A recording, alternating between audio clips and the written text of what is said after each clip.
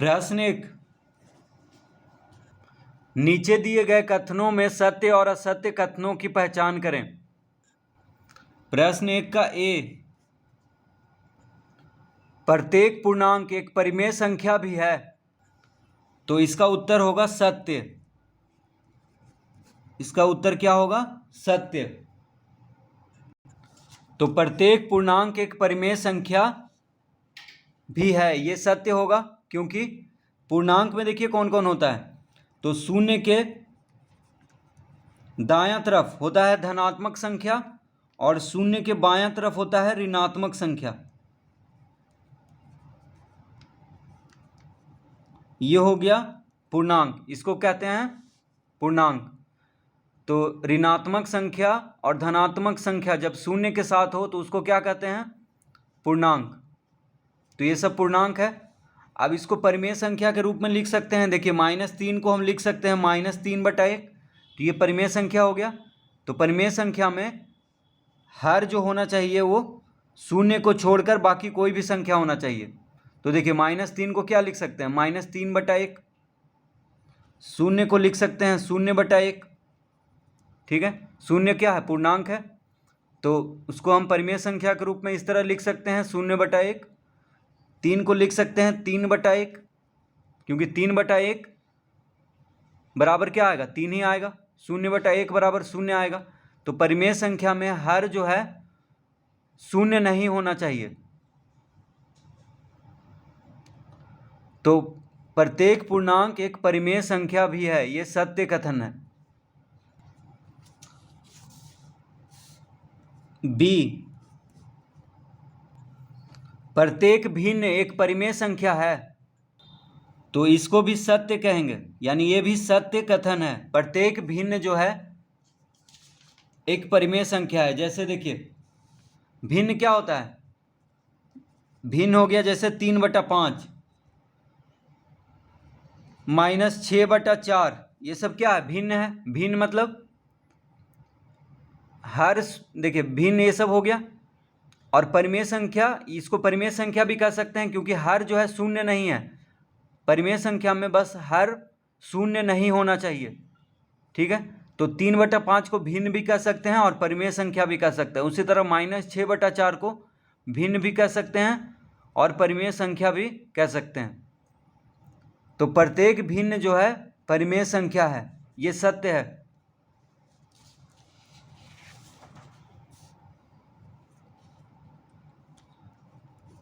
सी,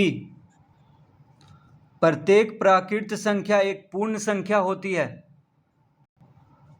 तो ये भी सत्य कथन है। प्रत्येक प्राकृत संख्या एक पूर्ण संख्या होती है। तो प्राकृत संख्या किसको कहते हैं? देखिए गिनती की संख्याओं को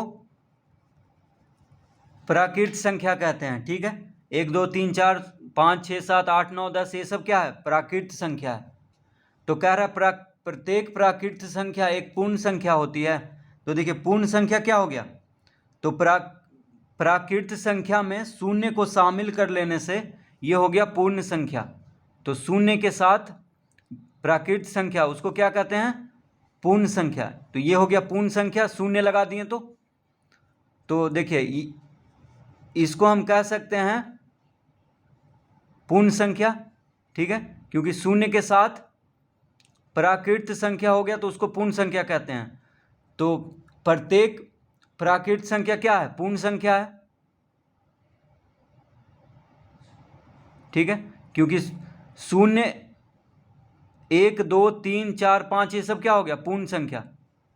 और 1 से होता है, यहाँ अगर 0 को हटा दे तो ये प्राकृत संख्या हो जाएगा।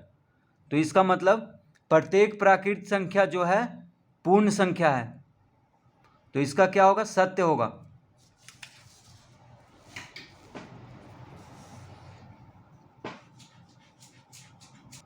तो ये सत्य कथन है। तो देखिए 1 को हम प्राकृत संख्या भी कह सकते हैं और पूर्ण संख्या भी कह सकते हैं। 2 यानी 1 2 3 4 5 प्राकृत संख्या भी है और पूर्ण संख्या भी है। लेकिन 0 जो है ये सिर्फ पूर्ण संख्या है, 0 को प्राकृत संख्या नहीं कह सकते हैं। 0 क्या है? सिर्फ 0 को कह सकते हैं पूर्ण संख्या। यानी शून्य पूर्ण संख्या है और बाकी सब जो है पूर्ण संख्या भी है और प्राकृत संख्या भी है।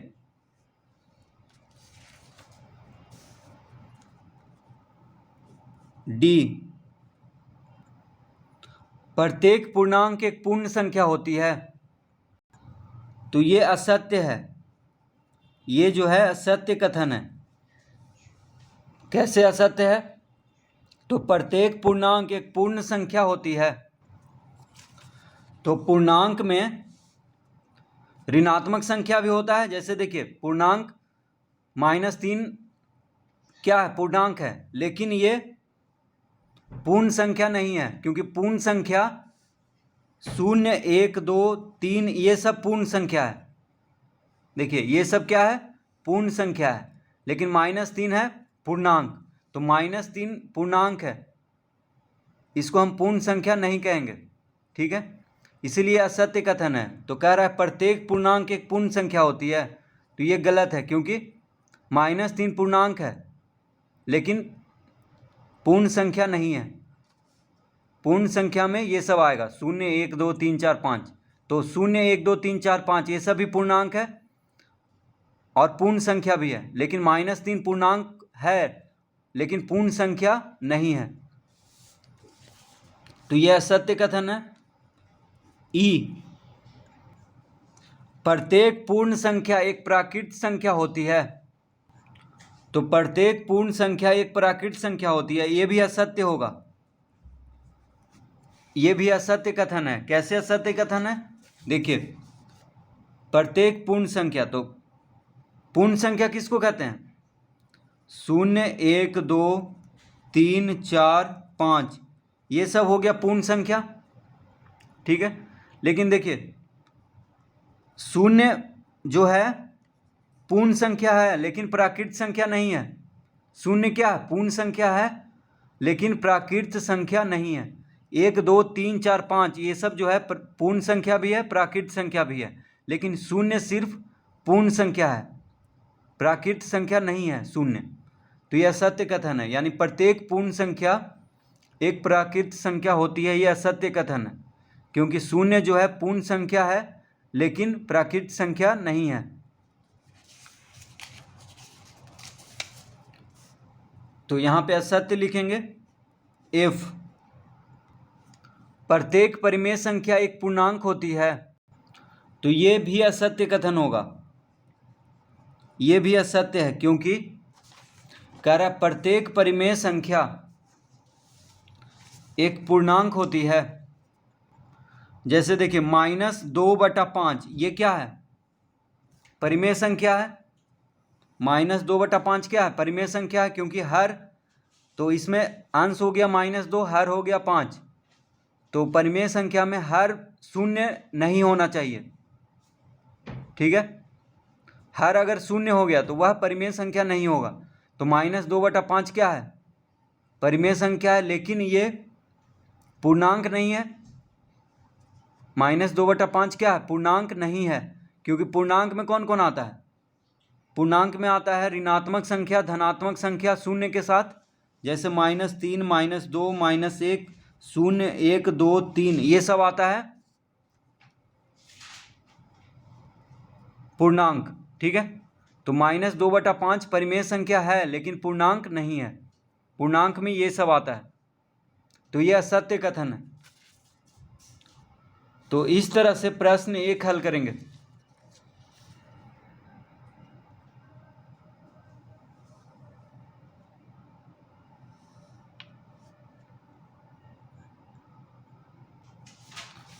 प्रश्न 2,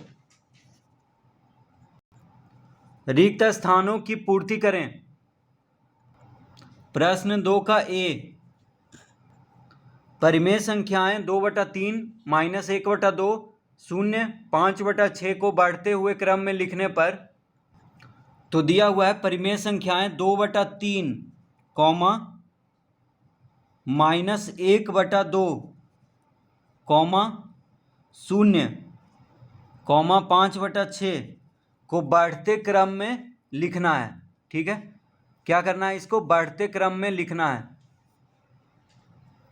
तो देखिए ऋणात्मक संख्या सबसे छोटा होता है, शून्य से भी छोटा होता है ऋणात्मक संख्या। तो देखिए -1/2 है, यानी माइनस लग गया तो ये ऋणात्मक हो गया, ठीक है, ऋणात्मक परिमेय संख्या हो गया इसको ये। तो ऋणात्मक जो संख्या होता है वो सबसे छोटा होता है, शून्य से भी छोटा होता है। तो इसको सबसे पहले लिख देंगे, -1/2 जो हो गया सबसे छोटा हो गया। क्या हो गया ये? सबसे छोटा, ठीक है। तो यहाँ पे इसको ये भरेंगे। अब इससे थोड़ा सा बड़ा हो गया शून्य, क्योंकि 5/6 धनात्मक है, 2/3 भी धनात्मक है। तो इससे थोड़ा सा बड़ा कौन हो गया? शून्य हो गया। तो यहाँ पे शून्य लिख देंगे दूसरा में। अब देखिए अब बच गया कौन? 2/3 और 5/6। तो 2/3 और 5/6 में कौन बड़ा छोटा है, ये कैसे पता करेंगे? तो 2/3 और 5/6 को रफ पेज में लिखेंगे। देखिए 2/3 और यहाँ पे लिखेंगे 5/6। अब क्या करेंगे? तिरछा गुना करेंगे, तिरछा गुना करेंगे, ठीक है। तो 6 को 2 से गुना करेंगे तो 12 हो जाएगा। यहाँ पे 12 लिख देंगे ऊपर। देखिए 6 दूना 12, ठीक है, 6 दूना 12, 12 ऊपर लिख दिए। 5 दिया 15, 15 ऊपर लिख दिए, नीचे नहीं लिखना है। 5 दिया 15, ठीक है। तिरछा गुना कर रहे हैं बस पता करने के लिए कि दोनों में से कौन बड़ा है। तो 2/3 और 5/6 में कौन बड़ा है, इसके लिए तिरछा गुना करके देखेंगे। 5 दिया 15 ऊपर लिखेंगे। देखिए 3 गुना 5, 3 पचे 15, 6 दूना 12। अब देखिए 12 और 15 में कौन बड़ा है? 15 बड़ा होगा।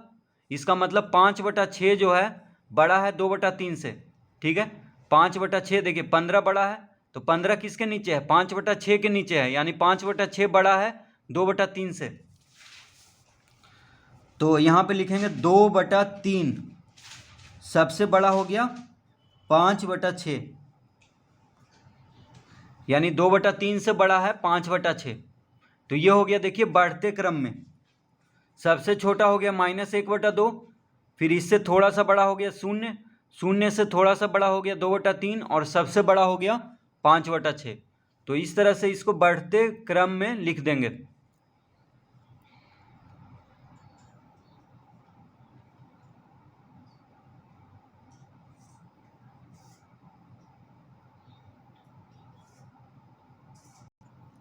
बी, प्रश्न 2 का बी, परिमेय संख्याएं 3/4, 4/3, 5/2 को घटते हुए क्रम में लिखने पर, तो देखिए कौन कौन संख्या है यहाँ पे? परिमेय संख्याएं 3/4, 4/3, 5/2।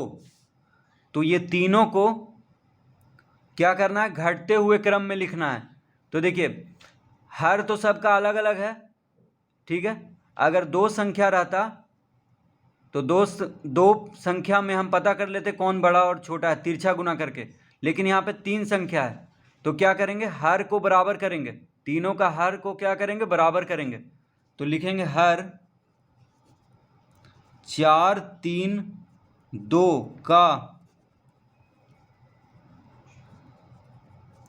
तो हर का लघुत्तम लेंगे। देखिए 4, 3, 2 का लघुत्तम क्या होगा?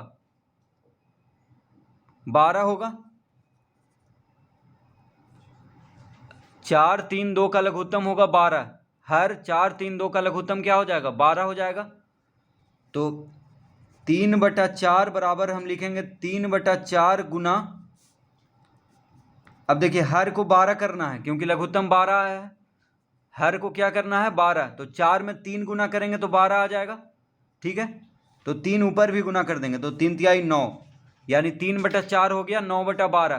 3/4 क्या हो गया? 9/12, ठीक है, कॉमा देंगे। अब दूसरा भिन्न है 4/3, दूसरा परिमेय संख्या कौन है? 4/3। तो 4/3 बराबर हम लिखेंगे 4/3 गुना, यहाँ पे भी हर को 12 करना है, तो 3 में 4 गुना करेंगे तो ऊपर भी 4 गुना करेंगे, यानी 4 चौक 16 हो जाएगा ऊपर। तो 16/12 हो गया, 4/3 हो गया 16/12, ठीक है। अब तीसरा परिमेय संख्या है 5/2। तो यहाँ पे लिखेंगे 5/2 बराबर 5/2 गुना, यहाँ भी हर को 12 करना है,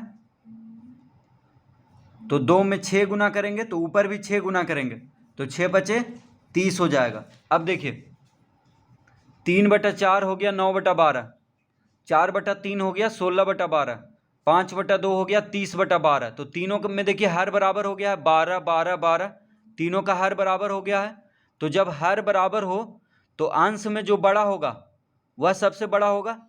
तो देखिए हर बराबर होने पे अंश में कौन बड़ा है सबसे, देखिए अंश में यहाँ 9 है, यहाँ 16 है, यहाँ 30 है, तो 30 सबसे बड़ा है, यानी 30/12 सबसे बड़ा है। तो 30/12 कौन है, 5/2, यानी 5/2 सबसे बड़ा है यहाँ पे। तो लिखेंगे 5/2 सबसे बड़ा होगा, ठीक है, ये सबसे बड़ा है। तो ये घटते क्रम में लिखना है, तो सबसे बड़ा को सबसे पहले लिखेंगे। अब हो गया यहाँ पे देखिए, अब ये दोनों में देखिए हर दोनों का 12 12 है, तो अंश में जो बड़ा होगा वही बड़ा होगा। तो 16 9 से बड़ा होता है, यानी 16/12 9/12 से बड़ा है। तो 16/12 कौन है, 4/3, तो यहाँ पे लिखेंगे 4/3। और सबसे छोटा हो गया 3/4, देखिए सबसे छोटा कौन हो गया 3/4, यानी 9/12। तो घटते क्रम में लिखना था, यानी सबसे बड़ा को सबसे पहले, फिर उससे छोटा और अंत में सबसे छोटा। तो 5/2 सबसे बड़ा हो गया, फिर 4/3, फिर 3/4। तो इसका उत्तर देखिए आ चुका है 5/2 4/3 3/4। तो इस तरह से हर को बराबर करके हम आसानी से पता कर लेंगे कौन बड़ा है कौन छोटा है, बस अंश को देख करके। तो हर बराबर होने पे अंश में जो सबसे बड़ा होगा वो सबसे बड़ा भिन्न होगा, यानी परिमेय संख्या होगा।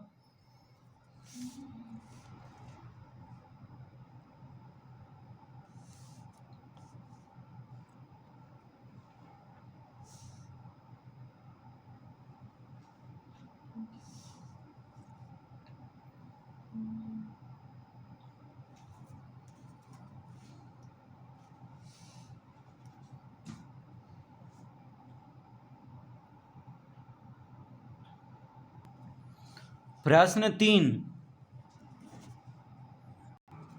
संख्या रेखा पर निम्नलिखित संख्याओं को प्रदर्शित करें। प्रश्न 3 का ए है 2/3। तो देखिए 2/3 है, यानी हर बड़ा है अंश छोटा है, इसका मतलब इसको अगर भाग देंगे तो 0 कुछ आएगा। देखिए 2 को 3 से भाग देंगे तो 0 कुछ आएगा, इसका मतलब ये 0 और 1 के बीच में होगा संख्या रेखा पर, ठीक है, क्योंकि हर बड़ा है अंश छोटा है, इसका मतलब ये 0 और 1 के बीच में होगा, क्योंकि भाग देने पे आएगा 0 कुछ। तो जब भी हर बड़ा हो और अंश छोटा हो तो समझ लेना है कि 0 और 1 के बीच में ये होगा संख्या रेखा पर। तो एक संख्या रेखा बनाएंगे सबसे पहले, तो एक सीधी रेखा खींचेंगे, यहाँ पे लिखेंगे 0 और यहाँ पे लिखेंगे 1। 0 के दायां तरफ होता है धनात्मक संख्या, 0 के दायां तरफ होता है धनात्मक संख्या और 0 के बायां तरफ होता है ऋणात्मक संख्या। तो यहाँ पे धनात्मक संख्या है, देखिए इसके आगे कोई चिन्ह नहीं लगा हुआ है, तो ये धनात्मक संख्या हुआ, ठीक है। इसके आगे अगर माइनस का चिन्ह रहता तब ये ऋणात्मक संख्या होता। तो ये धनात्मक संख्या है और 0 और 1 के बीच में आएगा, क्योंकि हर बड़ा है, हर बड़ा होने से ये 0 और 1 के बीच में आएगा, क्योंकि इसको अगर भाग देंगे तो 2 को 3 से भाग देंगे तो 0 कुछ आएगा, यानी 0 और 1 के बीच में ये संख्या है, क्योंकि हर बड़ा है। अब देखिए हर में कौन है, 3 है, हर में 3 है, तो 0 और 1 को 3 भाग में बांटेंगे, तो यहाँ पे 1 और यहाँ पे देखिए 3 भाग में बांट दिए हैं, क्योंकि हर में 3 लिखा हुआ है, यानी इसको 3 भाग में बांटना है 0 और 1 को। यहाँ पे क्या लिखा हुआ है, 3 हर। तो देखिए एक भाग यहाँ से यहाँ तक, फिर यहाँ से यहाँ तक दूसरा भाग, यहाँ से यहाँ तक तीसरा भाग, तो 3 भाग में बांट दिए हैं इसको। अब देखिए 1/3 ये हो गया, ये हो गया 2/3, इसको कहेंगे 2/3। तो यहाँ पे लिखेंगे 2/3। देखिए शून्य के बाद यहाँ पे हो जाएगा 1/3, ये हो गया 0/3, शून्य को हम कह सकते हैं 0/3, ये हो गया 1/3, ये हो गया 2/3, ये हो गया 3/3, क्योंकि 3/3 1 हो जाएगा, 3 से 3 कट जाएगा तो ठीक है। तो यहाँ से गिनना शुरू करेंगे, 0/3, शून्य को कह सकते हैं 0/3, 1/3, 2/3 और ये हो गया 3/3। तो यहाँ पे होगा 2/3। तो यहाँ पे एक तीर का निशान हम इस तरह से दे देंगे, यानी 2/3 कहाँ होगा, इस बिंदु पे। तो यहाँ पे हो जाएगा 1/3, यहाँ पे अगर कहता 1/3 रहता तो यहाँ पे करते 1/3, 2/3, ठीक है, और इसको हम कह सकते हैं 3/3।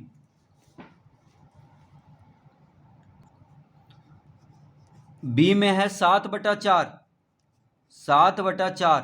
अब देखिए 7/4 है, यहाँ पे अंश बड़ा है, हर छोटा है, तो 7 को जब 4 से भाग देंगे तो आ जाएगा 1/3/4, ठीक है, 1/3/4 हो जाएगा। इसको अगर भाग देंगे तो पूर्णांक में करेंगे तो 7/4 बराबर लिखेंगे 1/3/4। तो पूर्णांक में तोड़ने से ये पता चल गया है कि 7/4 जो होगा 1 और 2 के बीच में आएगा। देखिए 1/3/4 1 और 2 के बीच में आएगा, क्योंकि 1 है यहाँ पे, 1/3/4 है, यानी 1 और 2 के बीच में आएगा संख्या रेखा पर। तो यहाँ पे देखिए एक सीधी रेखा खींचेंगे, यहाँ पे लिखेंगे 0, यहाँ पे लिखेंगे 1 और यहाँ पे लिखेंगे 2, सब बराबर दूरी पे होना चाहिए। तो देखिए 0 के दाएं तरफ होता है धनात्मक संख्या और 0 के बाएं तरफ ऋणात्मक संख्या। तो यहाँ पे 7/4 क्या है, धनात्मक है, तो यानी सिर्फ धनात्मक संख्या यहाँ पे देखिए हम लिख लिए हैं। अब 7/4 बराबर आ गया 1/3/4, यानी 1/3/4 का मतलब क्या हो गया, 1 और 2 के बीच में होगा ये 7/4, ठीक है। देखिए 1 है यहाँ पे, 1/3/4 है, तो 1 और 2 के बीच में आएगा। अब देखिए यहाँ पे 4 है, हर क्या है, यहाँ 4 है, तो 1 और 2 को 4 भाग में बांटेंगे, हर को देखना है। यहाँ भी देखिए हर क्या है, 4 है, हर कितना है, 4 है, तो यानी 1 और 2 को 4 भाग में बांटना है।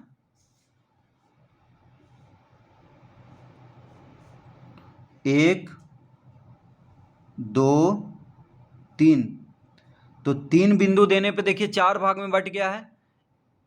एक भाग हो गया यहाँ से यहाँ तक, फिर दूसरा भाग हो गया यहाँ से यहाँ तक, तीसरा भाग हो गया यहाँ से यहाँ तक, और चौथा भाग हो गया यहाँ से यहाँ तक, सब बराबर दूरी पे होना चाहिए। अब देखिए 1 के बगल में यहाँ से गिनना शुरू करेंगे, 1/1/4, 1/2/4, 1/3/4।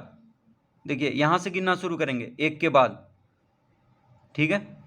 तो 1/1/4 यहाँ आएगा, 1/2/4 यहाँ पे आएगा, 1/3/4 यहाँ पे आएगा। तो 1/3/4 कौन है, 7/4। तो यहाँ पे होगा 7/4 इस बिंदु पे। तो एक तीर का निशान हम दे देते हैं, यानी इस बिंदु पे आएगा 7/4 संख्या रेखा पर। तो 1/1/4 हो गया, ये वाला 1 के बगल वाला 1/1/4, 1/2/4, 1/3/4, और इसको हम कह सकते हैं 1/4/4। 1/4/4 क्या आएगा, 2 आ जाएगा, ठीक है। तो 1/3/4 कौन है, 7/4, तो 7/4 यहाँ पे लिख देंगे। तो इस तरह से इसको संख्या रेखा पर प्रदर्शित करेंगे। सी -3/5। अब देखिए -3/5 है, यानी ऋणात्मक संख्या है ये, ठीक है, ऋणात्मक, माइनस लग गया तो ऋणात्मक संख्या है। और हर बड़ा है, देखिए अंश में है -3, हर में है 5, तो हर बड़ा होने से अगर 5 से -3 को भाग देंगे तो -0 कुछ आएगा। तो जब भी हर बड़ा रहे अंश से तो समझ लेना है कि 0 और 1 के बीच में है, तो माइनस लगा हुआ है, इसका मतलब 0 और -1 के बीच में आएगा ये -3/5। तो एक सीधी रेखा खींचेंगे पहले, उसके बाद यहाँ पे 0 लिखेंगे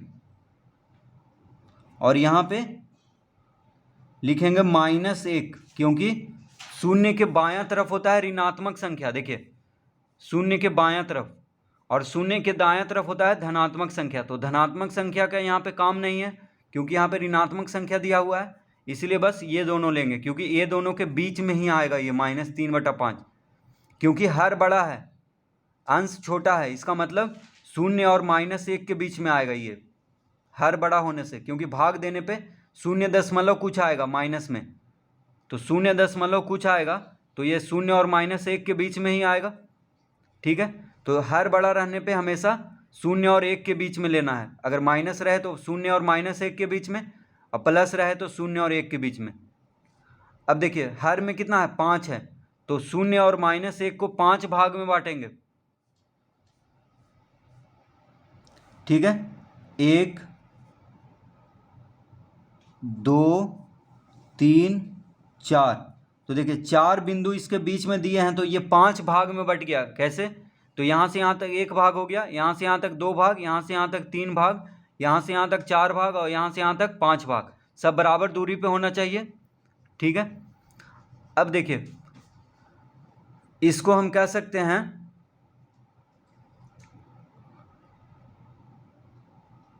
-1 के बाद यहाँ से हम गिनना शुरू करेंगे, -1/5, -2/5, -3/5, -4/5।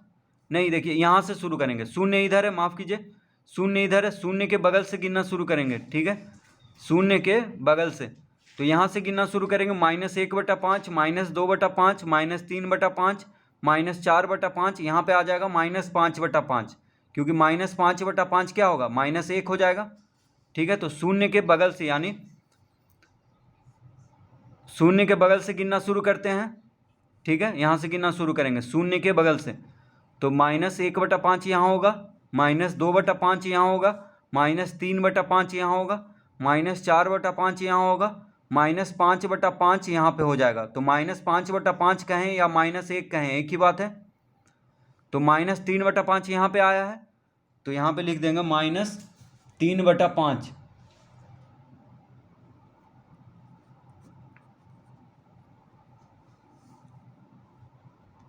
तो यहाँ पे एक तीर का निशान दे देंगे, यानी इस बिंदु पे आएगा -3/5। तो इस तरह से संख्या रेखा पर इसको प्रदर्शित कर देंगे।